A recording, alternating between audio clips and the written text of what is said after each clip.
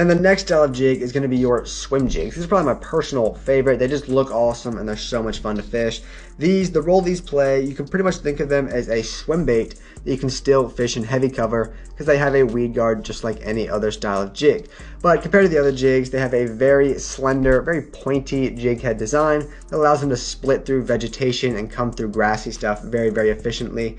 They still got the weed guard, although it is much, much lighter and flimsier than like the flipping jig or a football jig, because you're fishing these pretty quick. Hookup ratio is much more important than like real weedlessness, because you're not flipping it directly down into a laydown or something.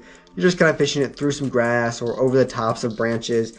You're not flipping it directly in, so you don't need a heavy duty weed guard. They'll roll over if you try to flip them into heavy stuff, and you'll snag kind of in branches, limbs and stumps and stuff like that. But these are really, really good for just covering a lot of shallow water cover, swimming it through grass, over top and through branches. You're not like pinpointing one target like you are at the flipping jig. You're just kind of casting and swimming it through expansive shallow cover. And they're just essentially a weedless swim bait. They're absolutely awesome.